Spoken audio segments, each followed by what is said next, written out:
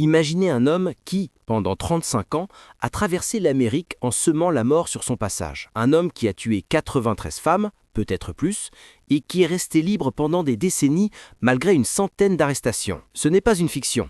C'est l'histoire vraie des Samuel Little, officiellement reconnu par le FBI comme le tueur en série le plus prolifique de l'histoire des États-Unis. Aujourd'hui, nous plongeons dans l'une des affaires criminelles les plus glaçantes et les plus révélatrices des failles de notre système judiciaire. Samuel Little est né le 7 juin 1940 à Raynaud, en Géorgie, sous le nom de Samuel McDowell. Son enfance est marquée par l'abandon. Sa mère, une prostituée adolescente selon ses propres déclarations, l'abandonne en bas âge. Certaines sources suggèrent même qu'elle aurait accouché en prison. Le petit Samuel est alors élevé par sa grand-mère à Lorain, dans l'Ohio, une ville industrielle marquée par la ségrégation raciale et les difficultés économiques des années 1940 et 1950. Mais ce qui est le plus terrifiant dans l'histoire de Little, ce sont les signes précoces de sa pathologie. Lors de ses interrogatoires des décennies plus tard, il révélera des détails glaçants sur son enfance. À l'âge de 5 ans seulement, il ressent sa première excitation sexuelle en observant son institutrice toucher son cou. À 7 ou 8 ans, il développe des désirs conscients de tuer, notamment envers une fillette rousse de sa classe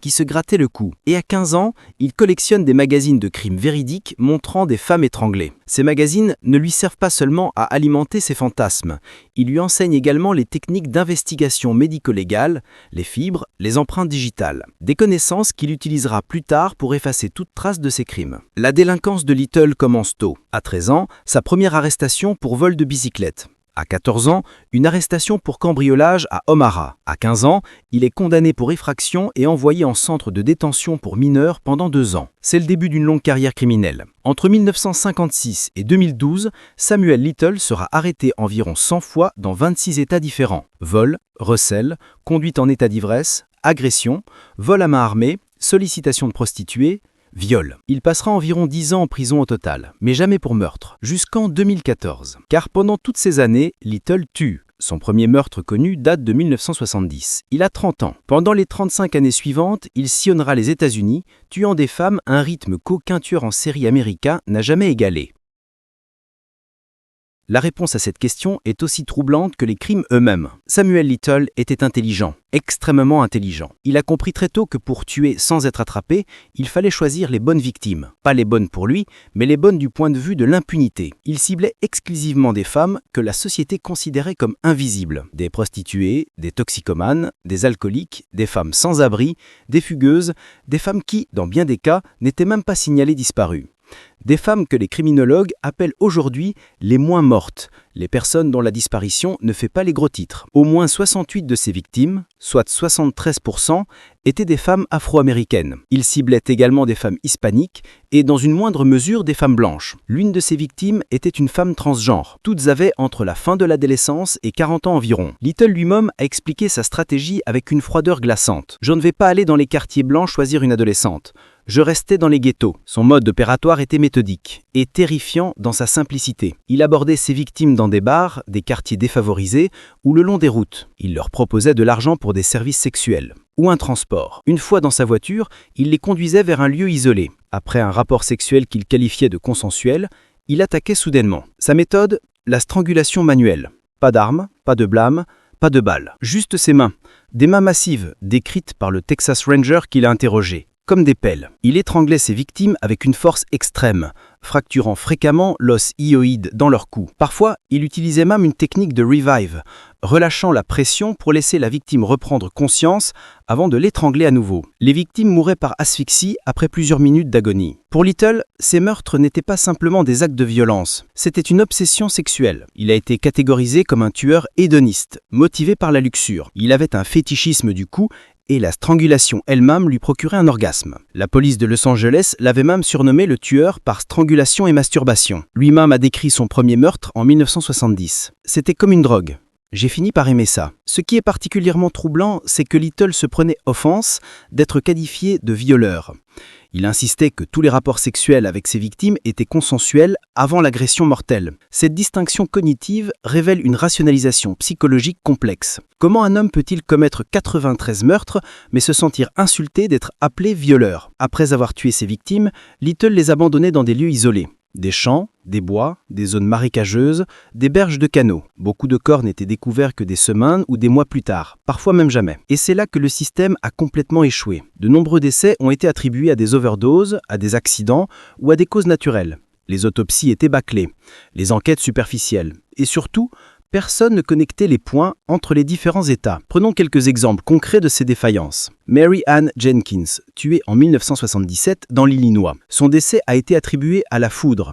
Oui, vous avez bien entendu, la foudre, alors qu'elle avait été étranglée. Martha Cunningham, morte en 1974 au Tennessee, avec des signes évidents de brutalité. Mais son décès a été attribué à une crise d'épilepsie. Jolanga Jones, tuée en 1994 en Arkansas, son décès classé comme overdose. Il a fallu 25 ans pour que ce meurtre soit reclassé. Et Mary Brosley, la première victime connue de Little, son corps a été retrouvé 3 semaines après sa mort en 1971, près de Miami. Les médecins légistes ont estimé qu'elle avait 50 à 60 ans. Elle en avait 33. Son corps est resté non identifié pendant 47 ans avant d'être finalement identifié en 2017. Mais il y a eu des moments où Little a failli être arrêtée. En 1982, Melinda Laprie, une prostituée du Mississippi, est retrouvée morte, son os hyoïde déplacé, signe évident de strangulation violente. Une autre prostituée identifie la voiture de Little comme ayant récupéré la victime. Elle est arrêtée, mais le procureur estime qu'il n'y a pas assez de preuves. Il est relâché. En 1983, Patricia Mante est retrouvée étranglée en Floride. Un complice de Little devait témoigner, mais il disparaît mystérieusement avant le procès. Le jury acquitte Little en 30 minutes, faute de témoins clés. En 1984, 2 femmes en Californie portent plainte de viol et de tentative de meurtre. L'une admet avoir menti sur certaines circonstances car elle était prostituée. L'autre témoigne en état d'ivresse. Le jury est dans l'impasse. Little accepte un accord de plaider coupable pour agression et est condamné à 4 ans. Il est relâché après seulement 2 ans et demi, en février 1987. 3 occasions, 3 échecs du système judiciaire. Et pendant ce temps, Little continue de tuer. Mais tout change en septembre 2012. Little est arrêté dans un refuge pour sans-abri au Kentucky pour une infraction liée aux stupéfiants. Il est extradé en Californie et son ADN est testé. Bingo. Il correspond à 3 meurtres non résolus à Los Angeles. Carol Eileen Elford en 1987, Guadalupe Duarte Apodaca en 1989 et Audrey Nelson Everett, également en 1989. Toutes les 3 avaient été étranglées. Le 2 septembre 2014, Samuel Little est reconnu coupable de ces 3 meurtres et condamné à 3 peines de prison à perpétuité consécutives sans possibilité de libération conditionnelle. L'histoire aurait pu s'arrêter là. Un tueur en série condamné pour 3 meurtres, une affaire parmi d'autres. Mais en mai 2018, un homme va tout changer. Son nom, James Holland. Texas Ranger. James Holland est un ancien joueur de football universitaire devenu enquêteur spécialisé dans les interrogatoires de tueurs en série. On le surnomme le chuchoteur de tueurs en série. En mai 2018, il se rend en prison avec l'analyste du FBI Christina Palazzolo pour interroger Little sur le meurtre non résolu de Donnis Brothers,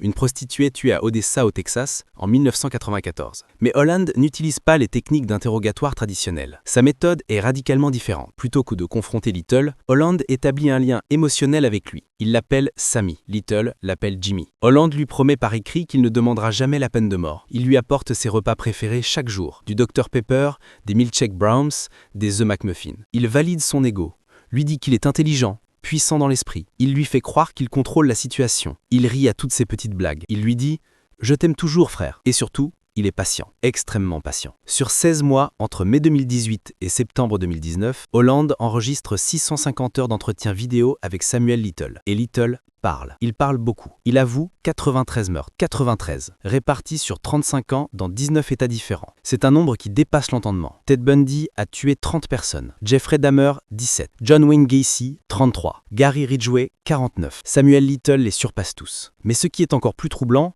c'est la mémoire de Little. Il possédait une capacité de rappel photographique exceptionnelle. Il pouvait se souvenir du visage de chacune de ses victimes des décennies après les faits. À la demande de Holland, Little a produit plus de 70 portraits en aquarelle, acrylique et craie. Des dessins d'une précision remarquable. La couleur des yeux, la forme du nez, les coiffures, les bijoux, tout y était. Le FBI a publié ces portraits sur son site web en février 2019 et plusieurs victimes ont pu être identifiées grâce à ces dessins. Little lui-même a déclaré « Je vis dans mon esprit maintenant, avec mes bébés, les victimes, dans mes dessins. Les seules choses dans lesquelles j'ai toujours été doué, c'est dessiner et me battre ». Les analystes du FBI ont estimé que 100% des confessions de Little étaient crédibles. Il fournissait des détails précis sur les lieux d'abandon des corps, des descriptions concordantes avec des rapports de police, des souvenirs de ses véhicules, les années, les modèles, les couleurs. Sur les 93 meurtres avoués, Plus de 60 ont été confirmés à ce jour grâce à des preuves ADN, des témoignages et des détails concordants. 33 victimes restent non identifiées ou non confirmées. Pendant ces interrogatoires, Little n'a jamais exprimé de véritable remords. Au contraire, il décrivait ses meurtres avec délectation,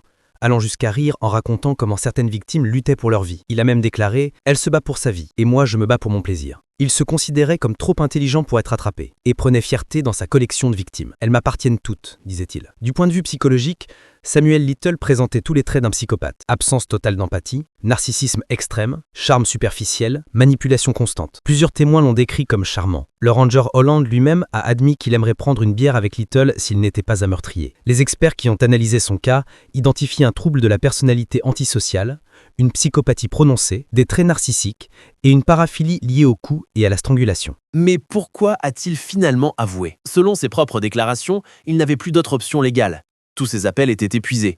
Il était conscient de sa mortalité imminente. Il disait vouloir exonérer d'éventuels innocents condamnés à sa place. Et surtout, il avait un besoin narcissique de reconnaissance. « Si je peux aider à faire sortir quelqu'un de prison, a-t-il dit, alors peut-être que Dieu sourira un peu plus sur moi. » Était-ce une forme de rédemption? Ou simplement un dernier acte de contrôle narcissique? La question reste ouverte. Samuel Little a cessé de tuer en 2005, 7 ans avant son arrestation en 2012. Pourquoi s'est-il arrêté? Il avait 65 ans, sa santé déclinait, il était moins mobile. Peut-être aussi que le frisson avait disparu. Il est mort le 30 décembre 2020 dans un hôpital de la région de Los Angeles à l'âge de 80 ans. Confiné en fauteuil roulant, souffrant de diabète et de problèmes cardiaques. Aucun signe de violence n'a été détecté. Il est mort dans son sommeil. Mais son héritage, lui, est bien vivant. Le cas Samuel Little a révélé des failles systémiques profondes dans le système judiciaire américain. Il a mis en lumière le concept des « moins mortes », ces personnes dont la disparition n'est pas prise au sérieux parce qu'elles sont marginalisées. Le criminologue Scott Bonn a parfaitement résumé la situation. Si ces femmes avaient été des mondaines blanches et riches, cela aurait été la plus grande histoire de l'histoire des États-Unis. Mais ce n'est pas elle qu'il chassait. Le cas Little a également entraîné des changements dans les pratiques policières. L'utilisation de VCAP, le programme du FBI de base de données nationale des crimes violents, a été renforcé. Les protocoles pour les enquêtes impliquant des personnes sans abri ou toxicomanes ont été améliorés. Des formations sur les préjugés implicites ont été développées et des centaines d'affaires anciennes ont été rouvertes avec de nouvelles technologies ADN. Pour les familles des victimes, les confessions de Little ont apporté une clôture douloureuse mais nécessaire. Daryl Brosley, le fils de Mary Brosley, la première victime connue, a pu faire son deuil après 49 ans d'incertitude. Jessie Line Downs, la sœur de Martha Cunningham, a appris en 2018 que sa sœur avait été assassinée et non morte naturellement comme on lui avait dit pendant des décennies. Mais pour 33 familles, les victimes restent non identifiées. Il n'y aura jamais de procès, jamais de justice formelle. L'histoire de Samuel Little nous force à nous poser des questions difficiles. Combien d'autres tueurs profitent-ils en ce moment même des biais systémiques de notre société? Combien de victimes sont ignorées parce qu'elles ne correspondent pas au profil de la victime idéale? Comment garantir une protection égale pour toutes les populations, indépendamment de leur statut socio-économique, de leur race ou de leur mode de vie? Le ranger James Holland a résumé l'enjeu moral de ce dossier. Samuel Little m'a fait un cadeau immense, celui d'apporter une conclusion aux familles des victimes qui ont attendu des années sans savoir ce qui était vraiment arrivé à leurs proches. J'ai une responsabilité. C'est une grande responsabilité. Je la ressens. Cette responsabilité collective de rendre justice à toutes les victimes, indépendamment de leur statut social, reste l'héritage le plus important du cas Samuel Little. Car au-delà de l'horreur de ces crimes, au-delà du nombre vertigineux de 93 meurtres, ce cas nous rappelle une vérité fondamentale. Chaque vie a de la valeur. Chaque disparition mérite d'être prise au sérieux. Chaque victime mérite justice. Samuel Little a pitié pendant 35 ans, non pas parce qu'il était un génie du crime, mais parce que le système a échoué à protéger les plus vulnérables. Et tant que nous n'aurons pas corrigé ces failles systémiques, tant que nous ne traiterons pas toutes les victimes avec la même dignité et le même sérieux, d'autres Samuel Little continueront d'opérer dans l'ombre. N'oubliez jamais les 93. N'oubliez jamais Mary Brosley, Melinda Laprie, Dennis Brothers et toutes les autres. Leur vie avait de la valeur, leur mémoire mérite d'être honorée et leur histoire doit servir d'avertissement pour l'avenir. Si cette vidéo vous a intéressé, n'hésitez pas à liker, commenter et vous abonner pour plus de contenu sur la criminologie et les affaires criminelles qui ont marqué l'histoire. Et surtout, prenez soin de vous et des personnes vulnérables autour de vous. Merci d'avoir regardé.